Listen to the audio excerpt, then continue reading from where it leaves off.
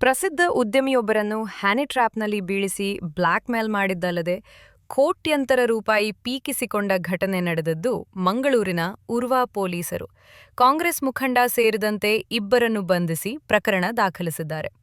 ದಕ್ಷಿಣ ಕನ್ನಡ ಜಿಲ್ಲಾ ಯುವ ಕಾಂಗ್ರೆಸ್ ಪ್ರಧಾನ ಕಾರ್ಯದರ್ಶಿ ನಿಜಾಮ್ ಮತ್ತು ಆತನ ಸ್ನೇಹಿತ ಜಿತೇಶ್ ಬಂಧಿತರು.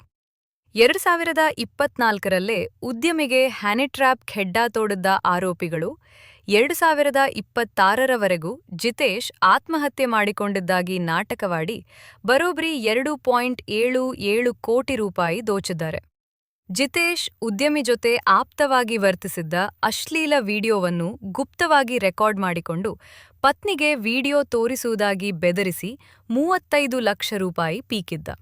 ನಿಜಾಮ್ ಕೂಡ ಜಿತೇಶ್ ಜೊತೆ ಸೇರಿ ಉದ್ಯಮಿಯನ್ನೇ ಬ್ಲ್ಯಾಕ್ ಮೇಲ್ ಮಾಡಲು ಇರಿದಿದ್ದರು.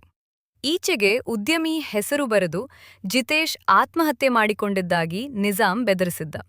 ಆ ಬಳಿಕ ಮಂಗಳೂರಿನಲ್ಲಿ ಉದ್ಯಮಿ ಕಣ್ಣಿಗೆ ಜಿತೇಶ್ ಕಾಣಿಸಿದ್ದು ಕೂಡಲೇ ಮಂಗಳೂರಿನ ಉರ್ವಾ ಪೊಲೀಸ್ ಠಾಣೆಗೆ ಉದ್ಯಮಿ ದೂರು ನೀಡಿದ್ದಾರೆ. ಪೊಲೀಸರು ಜಿತೇಶ್ ಹಾಗೂ ನಿಜಾಮ್ನನ್ನು ಬಂಧಿಸಿದ್ದಾರೆ.